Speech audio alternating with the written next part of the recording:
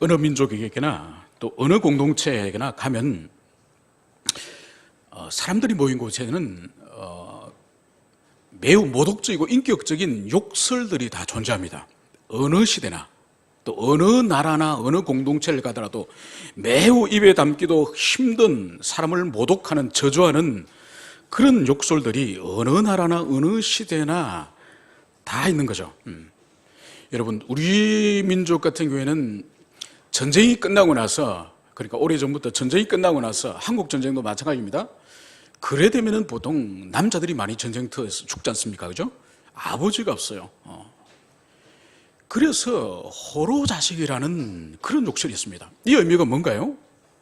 아버지가 없이 홀로 어머니 슬하에서 자라서 본 것도 없고 배운 것도 없고 예의도 모르고 도리도 모르는 그런 막대먹은 인간이라는 의미가 이 호로자식이라고 하는 그 욕설 가운데에 있는 것입니다. 또 여성을 향한 비하의 욕설 또한 있지 않습니까? 그죠? 우리가 알다시피 우리나라는 오랜 세월 동안에 외침을 많이 받았습니다. 특히 중국으로부터 900번 이상의 그런 전쟁의 참화를 우리가 2000년 동안에 2년을 멀다 하고 외침을 받았습니다. 그러다 보니까 우리나라의 여성들이 일찍이 외국으로 많이 노예로 끌려간 경험들이 많아요. 특히 원나라라든지 일본이라든지. 그래서 노예로 끌려갔다가 늙음하게 여성들이 돌아옵니다. 그러니까 조국이 그리워서.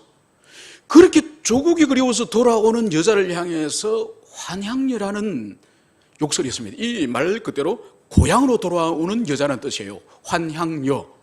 그런데 이것이 매우 엄난하고 매우 저속한 그런 여성의 대명사로 이렇게 불리는 거죠. 이것은 어느 민족, 어느 나라를 가더라도 그 민족, 그 공동체의 고유한 매우 저주스럽고 매우 독설에 가까운 그런 욕설들이 다 있습니다. 그러니까 그런 욕설은 그 사람의 인격을 파괴하는 인격적 살인에 가까운 그런 엄청난 모욕으로 들리는 것이죠. 오늘 우리 예수님을 향해서 오늘 유대인들이 오늘 사마리아의 사람 그리고 귀신 들렸다. 우리 주님을 향해서 사마리아 사람이라 부르고 귀신 들렸다고 우리 주님을 부르는 것을 오늘 본문에서 볼 수가 있습니다. 이것은 바로 우리가 지난 시간에 문맥 가운데 연결을 해서 생각을 해봐야 됩니다. 지난 시간에 우리 주님께서 이 유대인들과 논쟁을 하시면서 유대인들의 아비에 대해서 계속적으로 논쟁을 했습니다. 그러자 이 유대인들은 자신의 아버지는 아브라함이다. 자신들의 아버지는 하나님이다. 이렇게 주장을 했죠. 그죠? 그런데 주님께서는 결코 너희들의 아버지가 아브라함이 아니고 너희들의 아버지가 하나님이 아니란 그 증거를 주님께서는 그것을 제시했습니다. 그것이 뭐였죠? 아브라함이 만약 후손이라고 한다면은 아브라함이 하나님을 경외하고 하나님을 섬기고 나그네를 섬겼던 것처럼 그런 삶을 너희들도 해야 될 텐데 너희들에겐 도무지 그런 아브라함의 후손의 그런 속성을 찾아볼 수가 없다. 그리고 두 번째로는 너희들이 하나님을 아버지라고 말하지만은 정말로 너희들이 하나님을 아버지라고 말한다고 한다면은 영원전부터 하나님 아버지와 함께 있었던 바로 나. 그래서 하나님의 말씀을 가지고 와서 너희들이 하나님의 말씀을 증거하고 너희들을 구원하기 위해서 이 세상에 왔지만은 너희들은 줄곧 나를 죽이려고 하고 있지 않느냐? 그러므로 너희들은 하나님의 자녀 또한 아니다. 그런데 너희들이 왜 하나님의 자녀가 너희들이 아닌 줄 아느냐? 그것은 바로 너희들이 마귀의 자녀이기 때문이다. 만약 하나님의 자녀는 반드시 하나님의 말씀을 듣게 되어 있다. 너희들이 하나님의 말씀을 듣지 않는 것은 너희들이 하나님에게 속하지 않기 때문이다. 너희들은 마귀 자녀다. 이것을 주님께서 지난 시간에 그렇게 선언하신 거죠. 바로 이 선언에 대해서 오늘 이 유대인들이 오늘 이성을 잃어버린 거예요. 분노하여서 이성을 잃어버리고 우리 주님을 향해서 오히려 주님을 귀신 들렸다. 또 우리 주님을 사마리아 사람이다. 이렇게 우리 주님을 모욕하는 것을 볼 수 있습니다. 먼저 사마리아 사람이라는 의미가 뭘까요? 그러니까 예수님이 갈릴리 사람인 것을 다 알고 있습니다. 그죠? 그래서 갈릴리 나사렛에서 무엇을 한 것이 있겠느냐? 그렇게 말할 정도면은 예수님이 갈릴리 사람이라는 것을 이미 다 알고 있는 거죠. 물론 그 시대 갈릴리 사람 또한 변방에 천박한, 무지하고 천박한 사람이라는 것이 그 시대 사람들이 다 알고 있는 거예요. 그런데 갈릴리 사람과 또 다른 사마리아 사람이라는 그런 비난을 하는 거죠. 여러분, 이 시대의 사마리아 사람이라고 하는 것은 우리가 지난번에 요한복음 4장을 우리가 강론할 때에 이미 여러분들이 들으셨습니다. 그죠? 그러니까 이 시대에는 사람들이 유대인들 자신들만 하나님의 선민이고, 그리고 그 나머지 사람들은 매우 하찮게 여기잖아요. 그죠? 그런데 하찮게 여기더라도 등급이 있습니다. 등급이. 등급이 있는 거죠. 그러니까 이방인들, 그러니까 자기들은 선민이고, 그리고 모든 헬라인들이나 이방인들은 자기들보다 훨씬 하찮은 그런 사람들이고, 그보다 더 하찮은 사람이 바로 사마리아 사람이에요. 사마리아 사람. 그리고 이 사마리아 사람들과 같은 비슷한 수준에 있는 사람이 바로 뭔가 하니까 창녀들과 세리예요, 세리. 그러니까 이 예수님을 향해서 이들이 사마리아의 사람이라고 부르는 것은 우리 주님을 세리와 창녀와 같은 그런 저속한 사람이라는 것을 여기서 낙인하고 있는 것을 볼 수 있는 거죠. 그러니까 창조주 하나님이신 이 그리스도, 이 성자 하나님이신 이 그리스도 예수를 이들의 눈에는 세리와 창기의 수준의 사람으로 그렇게 보였다는 거죠. 두 번째로는 예수님을 귀신이 들렸다고 그렇게 비난합니다. 여러분, 요즘도 귀신 들린 사람들이 있지 않습니까? 그죠? 귀신 들렸다. 여러분, 귀신 들렸다는 의미가 여러분들이 일반적으로 추측할 때는 어떤 의미가 있습니까? 제정신이 아닌 이성을 잃어버린, 그죠? 그런 의미죠. 그죠? 그런 의미예요. 그러니까 귀신이 그 인격을 사로잡았기 때문에 지금 우리 주 예수 그리스도를 향해서 지금 제정신이 아닌 미쳐버린 그런 사람으로 이 유태인들은 그렇게 모독을 하는 거죠. 그런데 여러분, 우리 주님의 사역에 대해서 이 유태인들은 종종 예수님의 사역에 대해서 귀신 들렸다는 말을 자주 합니다. 그 가운데 하나가 뭔가 하니까 우리가 다음번에 우리가 10장에서 살펴보겠지만은 그 10장에 9장과 10장에 보면은 소경을 눈뜨게 하는 사건을 예수님이 하세요. 그러니까 창세 이래로 사실 소경이 눈뜬 일은 성경 가운데 기록된 바가 없거든요. 그토록 놀라운 일을 주님이 치유 사건을 하십니다. 바로 그 사건에 대해서 많은 무리들의 반응은 깜짝 놀라면서 이는 다윗의 자손이 아닌가, 사람들 이렇게 반응하는 거예요. 그 의미가 뭔가요?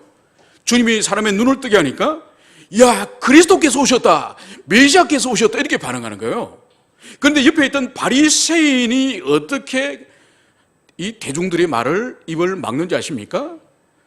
예수님을 향해서 그는 바알세불의 힘을 빌어서 이 일을 하였다, 그렇게 말을 하는 거죠. 여러분, 바알세불이 누군가요? 귀신의 왕이에요. 그러니까 이 유대인들은 예수님의 이 성령에 의해서, 성령의 치유 사역에 대해서 주님이 역사하셨는데, 그것을 유대인들은 예수님이 귀신의 왕의 힘을 빌어서 귀신을 쫓았다, 이렇게 해석을 하는 거죠. 그래서 주님은 거기서 성령 회방죄라고 하는, 성령 모독죄라고 하는 매우 중차대한 말씀을 하세요. 그래서 사람이 이 세상에 말로서나 행동으로서 지은 모든 죄는 사함을 얻을 수 있되 성령을 입으로 회방하는 죄는 영원히 사유함을 얻지 못할 것이다, 그 말씀을 주님이 하시는 거죠. 그래서 오늘 이 우리 예수님을 향해서 귀신 들렸다고 하는 이것 또한 얼마나 성령 하나님을 모독하는 죄인지 모릅니다. 여러분, 이 말을 듣고 난 우리 예수님의 반응을 우리가 볼 필요가 있습니다. 잠시 전에는 저희들이 예수님께서 너희가 하나님의 말씀을 듣지 않는 것은 하나님께 속하지 않기 때문이다, 그리고 너희 아비는 마귀다, 이 말을 듣고 이 유태인들이 이성을 잃고 우리 주님을 사마리아인이니 귀신 들린다니 이런 흥분의 말을 했다고 한다면, 이제 이 말을 들은 우리 주님의 반응이 뭔지 그것을 우리가 살펴보자는 것입니다. 오늘 주님께서는 나는 귀신 들린 것이 아니라, 주님께서는 자신이 귀신 들린 것이 아니라고 그 말씀을 하십니다. 그런데 우리가 여기서 볼 수 있는 것은 나는 사마리아 사람이 아니다, 왜 이 말씀을 안 하실까요? 분명히 유대인들이 두 가지를 공격을 했는데 주님께서는 사마리아인에 대해서는 언급을 하지 않고 귀신 들린 것이 아니다, 이 말씀만 왜 하실까요? 이미 주님께서는 갈릴리 사람인 것이 객관적으로 다 알려졌습니다. 그죠? 그것은 굳이 말씀하실 필요 없습니다. 굳이 변정을 할 필요가 없는 것이죠. 그런데 귀신 들렸다고 하는 이 부분은 영적인 문제이기 때문에 이 부분은 분명하게 주님께서 변정할 필요가 있는 거죠. 왜냐하면 그 시대 사람들에게 있어서는 귀신 들린 현상과 주님께서 성령의 능력으로 치유를 하거나 귀신을 쫓는 그 일을 그 시대 사람들은 영적으로 어두워서 분별을 못할 수가 있거든요. 그래서 주님께서는 바로 당신 자신은 귀신 들린 것은 아니다, 이것을 명백하게 여기서 말씀하는 것을 볼 수가 있습니다. 그러면서 우리 주님께서는 바로 오직 내 아버지를 내가 공경함이거늘, 오늘 우리 주님의 관심의 유일한 목적은 아버지를 공경한다는, 아버지의 그 뜻을 이루고 아버지의 말씀을 이루는 그것이 우리 주님의 유일한 관심이라는 거예요. 이건 뭘 의미하니까, 지금 보세요. 주님의 마음을 모독으로, 인격 모독으로 주님의 마음을 흔들어 버렸지 않습니까? 그죠? 흔들어 버림에도 불구하고 주님의 마음은 정동이 일어나지 않아요. 일어나지 않는 이유가 바로 뭐죠?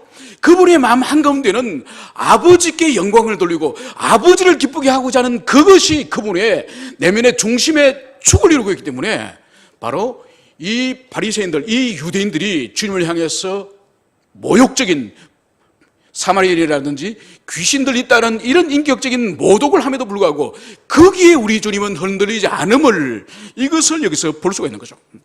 여러분, 우리 주님에게는 분명한 그분이 이 땅에 오신 목적, 그 대의가 끝까지 분명하신 분이어서 그것 때문에 다른 일에 의해서 흔들리거나 좌우되는 그런 일이 없었음을 여기서 보여주는 거죠.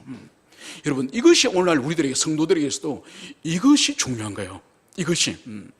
그러니까 우리 인생은 너무 자주 출렁거리잖아요. 그죠? 너무 자주 사소한 일에, 너무 자주 하찮은 일에 우리 인생의 본질적인 목적과 그 방향성이 자주 출렁거리고 휘둘리는지 몰라요? 때로는 이것은 자기 안에 있는 자기의 연약함, 자기 인격적인 연약함으로 말미암아서 그 방향성과 그 목적이 출렁거려요. 그렇기 때문에 우리 인격이 강해야 돼요. 담대해야 돼요. 밖으로부터 어떠한 도전과 어떠한 유혹에 오더라도 흔들리지 않는 강함을 인격이 가지고 있어요. 강함을. 두 번째로 뭔가 하니까, 밖으로부터의 장애물. 여러분, 우리 안에만 뭔가 항상 혼란이 있고 안에만 어려움이 있습니까? 아니에요. 밖으로 항상 어려움들이 우리 안으로 치고 들어와요. 때로는 유혹이기도 하고, 때로는 시험이기도 하고, 때로는 관계의 갈등이기도 하고, 수많은 이런 형태 저런 형태든지 밖으로부터 우리들에게 장애물이 우리를 가로막아요.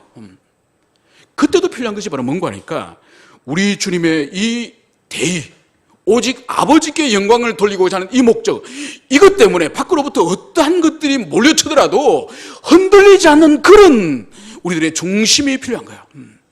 여러분, 이것이 얼마나 힘들어요. 그죠? 얼마나 우리가 힘들어요.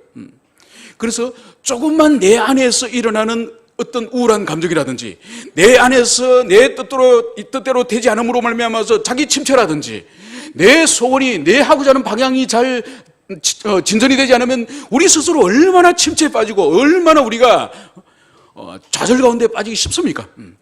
그래서 몇 날 며칠 동안 우리가 그 우울과 침체 가운데서 그렇게 헤어나지 못할 때가 있지 않습니까? 그죠? 그리고 우리 밖으로부터 마찬가지예요. 밖으로부터 누가 우리에게 마음 상한 말을 하거나 자기를 인정해주지 않거나 자기 존재감을 무시하거나 자존심을 상하게 하면은 우리가 몇 날 며칠 몇 달 동안 우리가 그 우울한 표정으로 우리 인생을 살아가는 게 우리의 연약함이에요. 이 모든 것들이 우리 속에서 우리 그리스도처럼 아버지께 영광을 돌리려고 하는 그 분명한 목적이었기 때문에 이렇게 휘둘리고 저렇게 휘둘리는 거예요. 그래서 우리에게 필요한 것은 바로 오직 내 아버지를 공경하거늘.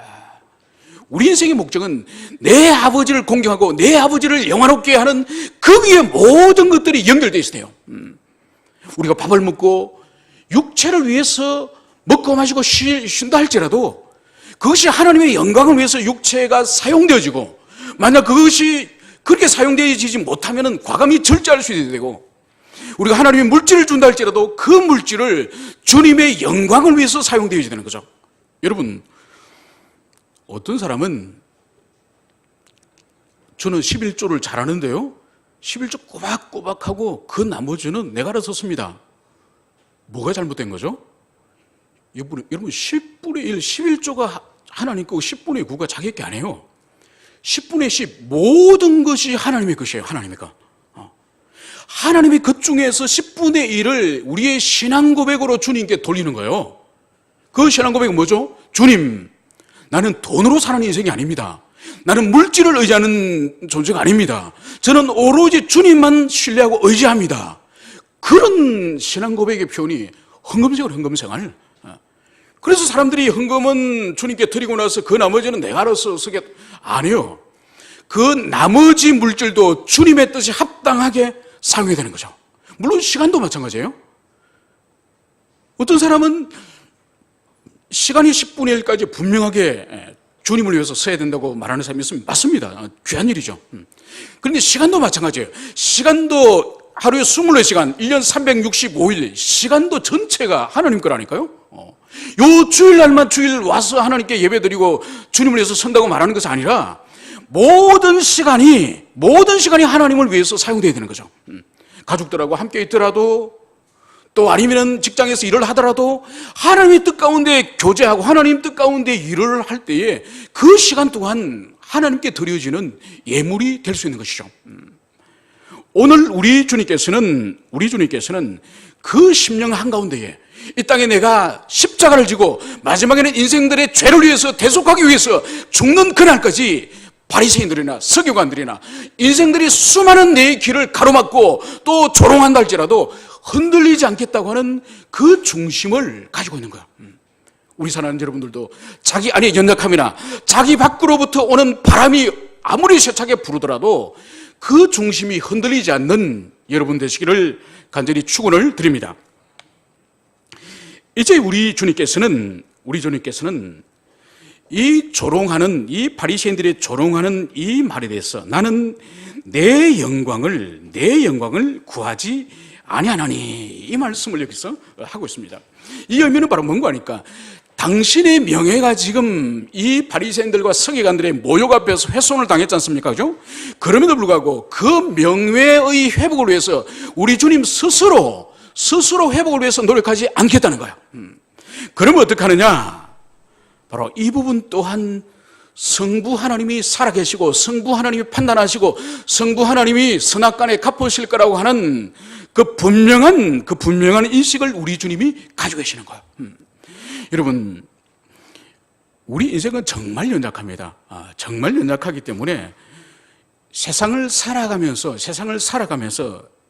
가장 인간들에게 힘든 일이 뭘까요?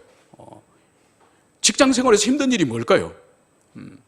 다른 게 아니에요. 일 자체가 힘든 게 아니에요.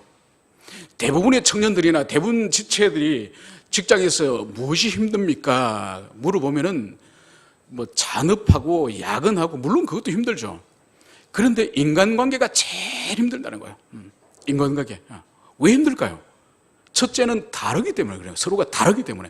생각의 구조가 다르고, 또 소통의 방식이 다르고, 이해의 정도가 다르기 때문에 고통스러운 거예요. 그러면 여기서 보통 사람들이 하는 방식이, 이 고통 가운데에서 하는 방식이 보통 어떻게 문제를 해결해 가느냐? 보통 갈등을 유발해요. 갈등을 유발해요.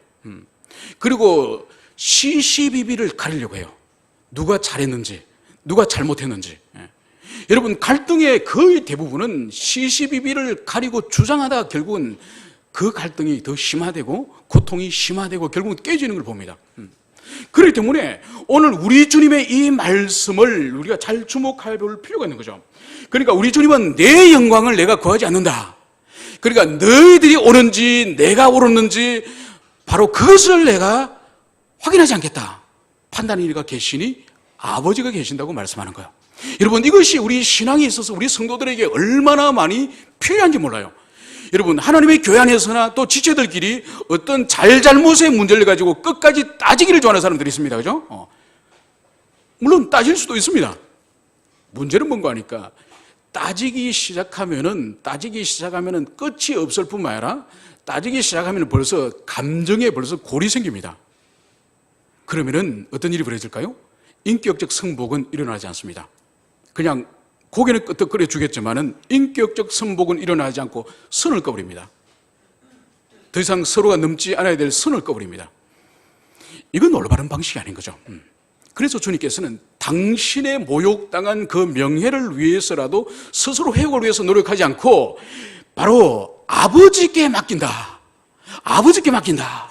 이 말씀을 여기서 하고 있는 거예요. 특히 세상이 아니라 세상에서는 이치를 따라서 시시비비를 끝까지 가릴 수도 있지만은 하나님의 교회 안에서는 이것은 매우 어리석은 일이에요. 매우 어리석은 일이에요. 판단하시는 이가 계시니 아버지께 맡기고 그리고 자신의 길을 가야 되는 거예요. 자신의 길을 가야 되는 거예요. 그래서 우리 주님께서도 바로 자신의 명예를 위해서 시시비비를 유대인들과 가리지 않는 모습을 여기서 보여주고 있습니다. 그러면서 오늘 우리 주님께서는 이 51절에 가서 바로 이들을 향해서 매우 중요한 말씀을 하는 것을 볼 수 있습니다. 잠시 전까지만 하더라도 자기를 모욕하고 자기를 사마리아인이라고 그렇게 비난했던 이들을 향해서 오늘 51절엔 진실로 진실로 너희에게 이르노니, 진실로 진실로 너희에게 이르노니. 여러분, 요한복음에서 예수님께서 진실로 진실로 이 말씀이 올 경우에 이것은 어떤 의미죠? 바로 이 말씀 뒤에는 매우 중요한 진리를 선포하세요. 그러니까 다른 어떤 말씀보다 더 중요한 진리를 이 말씀 뒤에 연결되는 것을 볼 수 있습니다. 그러니까 잠깐 전마더라도 주님께서 자신을 모독하고 자신을 인격적으로 그렇게 고통스럽게 한 이들 향해서 진리 말씀을 기꺼이 인내하면서 그들을 품고 사랑하여서 진리 말씀을 전해주려고 하는 주님의 이 신적 사랑을 여기서 볼 수 있는 거죠. 여러분, 보통 사람 같으면 어떻게 하겠습니까? 복음을 전도하러 갔는데 아니면 그 사람을 섬기려고 뭔가 도와주고 그 사람의 어려움을 해결해 주려고 그렇게 도와줬는데 욕을 한다든지 아니면 손찌검을 한다든지 그러면 믿음이 연약한 사람들은 어떻게 반응할까요? 에이 때려치워버리자. 너 같은 거는 지옥이나 가버리라. 그러다가 전도하다가 그렇게 멈추는 그런 사람도 있지 않습니까? 그죠?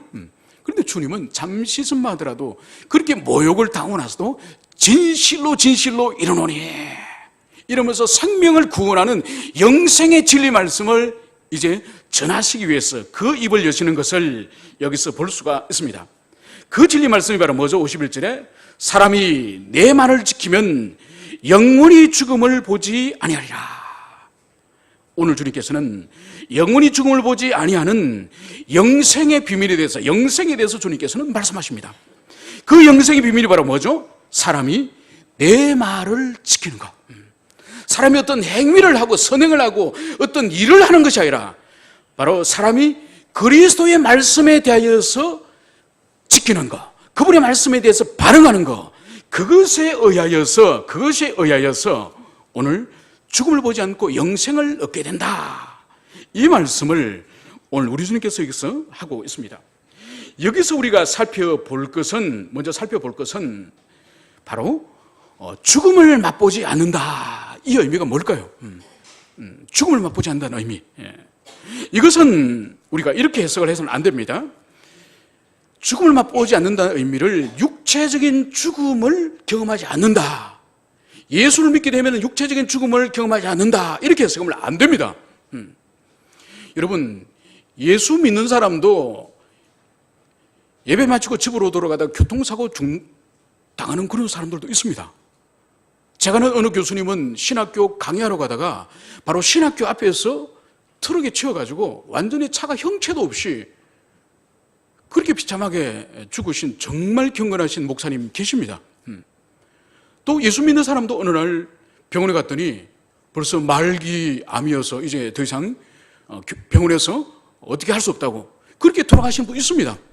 그러니까 여기서 죽음을 보지 않는다는 의미는 우리 육체가 병이나 사고를 통해서 육체가 죽지 않는다는 그런 의미가 아니에요. 그러니까 예수를 믿어도 모든 사람들이 태어났으면 반드시 죽음을 경험하는 거죠. 그 죽음의 방식이 어떤 사람은 병으로 죽기도 하고, 어떤 사람은 사고로 죽기도 하고, 어떤 사람은 밤에 잘 잤는데 아침에 가족들이 깨어보니까 죽어 있기도 하고, 죽음의 형태는 우리 얼굴 모양이 다르듯이 모든 사람의 죽음의 형태는 다릅니다. 이렇게 그리스도인들은 누구든지 육체의 죽음을 다 경험을 하는 것이죠. 그런데 우리 예수님께서 죽음을 보지 않는다고 말씀하실 때 이 죽음을 보지 않는다는 의미는 뭘까요? 그것은 바로 우리 인생들이 이 세상에 한번 태어나서 모든 인간들이 죽음을 경험하지 않습니까? 그죠? 그 경험에 대해서 성경은 죄의 열매라 그래요. 그러니까 이 세상에 사람들이 자연인이 죽는 것은 죄의 결과로 죽어요. 그때 자연인이 죽는 가운데에 그 죽음을 맞이하는 상태가 어떻습니까? 죽음에 대한 매우 극도의 두려움과 공포예요. 그러니까 죽음으로 빨려 들어가면서 그 사람 마음에는 더 살고자 하는 그런 의지를 가지고 얼마나 그 죽음에 한가하고 두려워하는지 몰라요.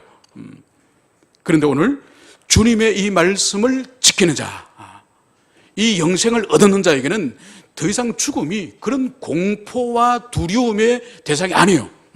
그럼 뭐냐? 우리가 거듭나면서 여러 가지들이 거듭나죠, 그죠?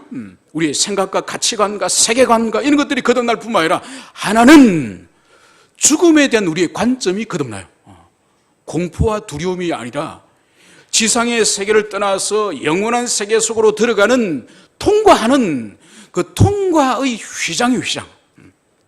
마치 우리가 한 공간에 있다가 다른 공간으로 갈 때에 문을 열고 다른 공간으로 이동하는 것처럼 바로 이 죽음이 휘장과 같이 이 생과 바로 영원한 세상 사이를 연결해주는 휘장과 같은 것이 바로 죽음이라는 거죠. 그렇기 때문에 죽음이라고 하는 것은 더 이상 두려움의 대상이 아니에요. 오히려 죽음에 대해서 더 깊이 알고 내세에 대해서 더 하나님의 말씀을 깊이 알 경우에는 그 죽음에 대해서 오히려 소망을 가지는 소망을. 그래서 사도 바울이 내가 더 죽기를 소망하나 그러나 너희들과 이 세상에 남아있는 것이 너희들의 유익을 위해서는 낫겠다. 그렇게 말하는 거죠. 보십시오. 그 나그네와 같은 그 삶 가운데 이 지상에서 선교 사역 가운데 얼마나 수고와 대적들의 그런 핍박과 고통 가운데 살아가는 것이 얼마나 힘들겠습니까? 오히려 주님의 품에 가서 안식을 누리고 영생을 누리는 것이 훨씬 더 귀한 일이죠. 그러나 지상에 돌볼 양들이 있고 목양할 성도들이 있기 때문에 바울은 내 마음의 소원은 주님 품으로 가는 것이 소원이지만은 그러나 내가 지상에 남아있는 것이 교회와 너희들에게 유익할 것이다. 그렇게 바울은 말하는 것이죠. 그러므로 참된 그리스도인들에게 반드시 나타나는 그 증거 중에 하나는 죽음에 대한 우리의 생각의 변화, 그 변화가 우리들에게 있는가? 그것을 여러분들이 돌아보시길 바랍니다. 그러므로 죽음이라는 것은 우리들에게 예고된 방문이 아니에요. 예고하여서 우리들에게 이제 당신이 죽을 시간이 되었습니다. 이렇게 하지 않아요. 어느 날 우리가 죽음 앞에 직면하게 되는 거죠. 그런다 할지라도 그 죽음은 더 이상 공포라든지 그런 우리에게 두려움의 대상이 아니라 영원하시고 좋으신 그분과 영원히 이제는 거하는 그런 수단이 바로 이 죽음이라는 것을 우리는 굳게 믿어야 할 것입니다. 이제 우리 주님을 이제 향해서 또다시 이 유대인들이 공격을 합니다. 바로 뭔가 하니까 52절에 보면은 이 유대인들이 우리 주님의 이 말씀에 대해서 바로 죽음을 보지 않을 것이라고 하는 이 말씀에 대해서 이들이 더 확신을 가지는 확신이 바로 뭔가요? 바로 내가 귀신이 들린 줄을 아노라. 그러니까 이들은 예수님의 이 진리의 말씀을 듣고 그들이 그 말씀을 붙드는 것이 아니라 다시 생각해 보더라도 너 예수는 확실히 진짜 귀신이 들린 것이 맞구나. 이런 확신을 가지는 거죠. 그러면서 아브라함과 우리의 선지자들은 모두 죽었는데 어떻게 너 말을 듣고 영원히 죽지 않느냐. 우리의 신앙의 열조인 아브라함도 죽었고 위대한 하나님의 종들이었던 선지자들도 다 죽었는데 어떻게 너 말을 들으면 영원히 죽지 않는다고 할 수 있느냐. 그러므로 너는 분명히 귀신 들린 것이 분명하다. 이렇게 이 유대인들은 우리 주님을 조롱하는 것을 봅니다. 그러면서 도대체 너는 너를 누구라 하느냐. 너의 정체가 뭐냐. 너는 누구냐. 이것을 이 유대인들이 물어보는 거죠. 바로 이 유대인의 이 질문에 대하여서 우리 주님께서는 54절에서 바로 단도직입적으로 우리 주님께서는 바로 이렇게 말씀을 하고 있습니다. 내가 내게 영광을 돌리면 내 영광이 아무것도 아니거니와 내게 영광을 돌리시는 이는 내 아버지시니 곧 너희가 너희 하나님이라 칭하는 것이라. 여러분, 여기서는 중요한 두 가지를 우리가 살펴보기를 원합니다. 바로 뭔가 하니까 내가 내게 영광을 돌리는 것은 아무것도 아니다. 여러분, 예수님이 성자 하나님이시고 그분이 창조주이심에도 불구하고 당신의 영광을 스스로 취하지 않겠다, 이 말씀을 하세요. 당신께서 스스로 영광을 취하는 것은 의미가 없다, 가치가 없다, 이 말씀을 하시는 거예요. 그러면서 바로 내게 영광을 돌리시는 이는 내 아버지시네. 여기서 우리 해석을 잘해야 됩니다. 오늘 우리 한글 성경은 이 번역이 사실 잘못된 겁니다. 내게 영광을 돌리시는 이는 내 아버지시니, 마치 성자 예수님에게 영광을 돌리는 분이 성부께서 예수님에게 영광을 돌리는 것처럼 그렇게 지금 우리 성경은 그렇게 해석을 할 여지가 있습니다. 이런 의미가 아니에요. 이런 의미가 아니라 여기서 의미는 바로 뭔가 하니까 성자의 영광을, 성자에게 영광을 돌리게 하는 것은 성부께서, 그러니까 성부께서 사람들에게 성자에게 영광을 돌리게 한다, 이렇게 해석이 되는 거예요. 그러니까 성부가 성자에게 영광을 돌리는 것이 아니라 사람들이 성자에게 영광을 돌리는데 그것을 성부께서 하시게 한다, 이렇게 여기서 해석을 해야 되는 거예요. 자, 그러면은 여러분들이 이제 이 의미를 이해하시겠죠, 그죠? 그러니까 오늘 먼저 주님께서는 내가 내게 영광을 돌리는 것은 아무것도 아니다. 여러분, 하나님이신 그리스도 예수께서도 자기를 높이고 자기를 영광스럽게 하고 자기를 영화롭게 하는 것은 무가치한 거라고 말씀하세요.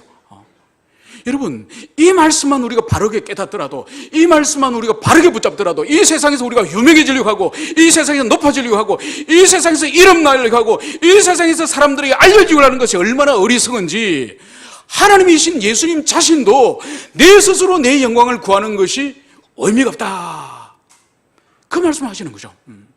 오직 그 영광은 하나님 아버지께서 사람들에게, 성자에게 영광을 돌리도록 하는 그것이 의미가 있다. 주님은 그것을 여기서 말씀하시는 거죠.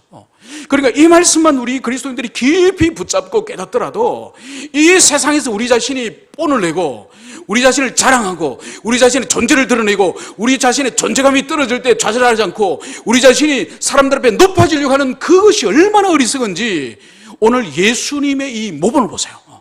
하나님이심에도 불구하고 자신의 영광에 대해서 관심이 없는 거예요.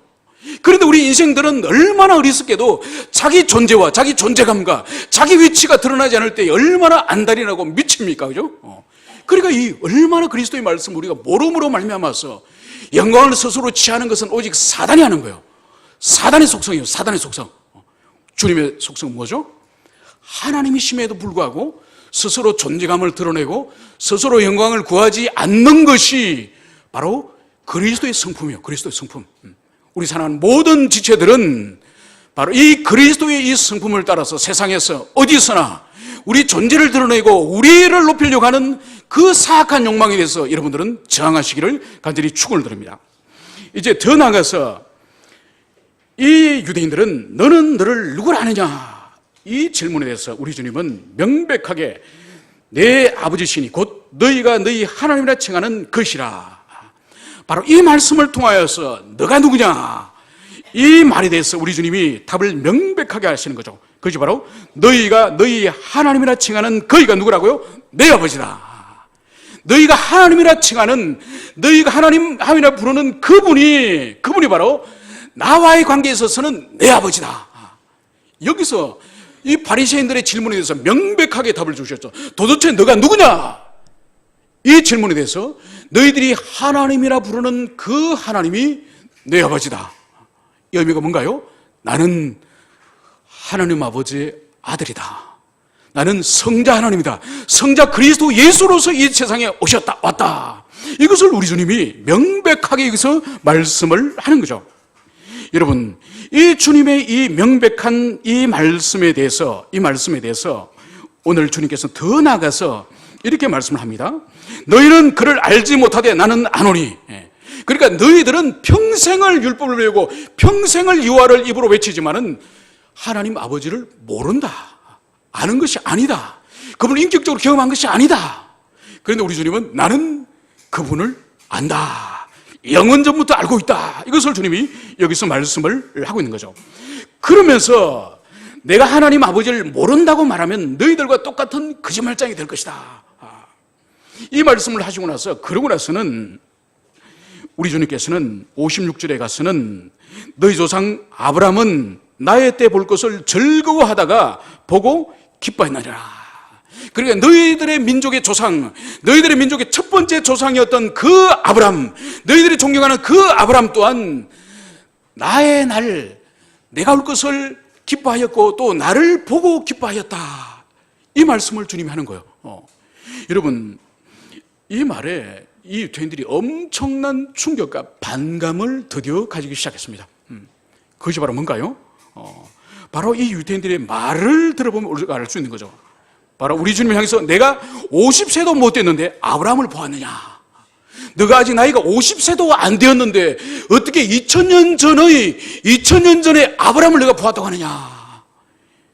여러분, 이성을 가지고 합리적인 사고를 가지고 있을 때는 이 바리새인들의, 이 유대인들의 말이 맞습니다. 그러니까 예수님은 혈통적으로는 아브라함의 자손이죠, 그죠? 아브라함으로부터 2000년 후에 예수님이 태어납니다. 그러면은 어떻게 2000년 전에 이 아브라함이 2000년 후에 오실 예수님을 보았겠습니까? 합리적인 인간적인 사고로는 불가능한 거죠. 그런데 그런 것이 아닙니다. 여기서 보았다고 하는 이 히브리어 이 단어의 의미는 바로 뭔가 하니까 이것은 육신의 눈으로 보았다, 경험하였다는 의미도 있지만 이것은 영적인 깊은 통찰을 의미하는 단어에게, 그러니까 이 부분에 대해서 예수님께서 아브라함의 그 일에 대해서 해석해 주는 거예요. 이것은 우리 예수님께서 아브라함에 대해서 계시를 창세기 12장과 22장에서 하나님께서 아브라함을 만나주시고 계시를 주셨거든요, 그죠? 그것에 대해서 지금 예수님이 하나님으로서 해석해 주는 거예요. 여러분, 창세기 12장에 그리고 22장에는 어떤 말씀이 나오는 거니까 12장에는 우리가 알다시피 아브라함이 이제 가나안 땅에 들어올 때에 하나님이 약속하신 게 있지 않습니까? 그러니까 너희의 씨가 하늘의 별과 같이 또 이 언약의 땅을 주겠다. 그리고 내가 복의 근원이 되게 하겠다. 이 말씀을 12장에 주시죠, 그죠? 그리고 22장에 가서는 매우 중요한 말씀을 더하세요. 바로 그것이 뭔가 하니까 내 씨에서, 내 몸에서 나는 그 씨에서, 그 씨가 대적의 문을 나중에 취할 것이다. 원수의 문을 취할 것이다. 이 말씀을 하세요. 여러분, 원수의 문을 취한다는 의미가 뭘까요? 그것은 이 아브라함의 씨앗, 이후에 올 메시아를 통해서, 그리스도를 통해서 대적인 사탄의 그 나라를 멸할 것이다. 그런 의미예요. 그래서 예수님께서 아브라함이 그리스도를 보았다고 말하는 것은 뭔가 하니까 바로 창세기 12장과 22장에서 하나님께서 아브라함에게 주신 그 말씀 속에서 아브라함이 하나님의 참된 뜻을 깨닫고 그리스도의 오심과 그리스도를 보았다는 거예요. 영적으로 보았다는 거예요. 그것을 예수님이 지금 해석을 해준다니까요. 만약 제가 해석을 한다면 그건 옳지 않는 거겠죠, 그죠? 그런데 예수님이 아브라함이 창세기 12장과 22장에서 그 말씀을 받고 깨닫는 의미가 바로 영적으로 메시아를 만난 것인 그 의미로서 이것을 해석을 해주고 있는 거야.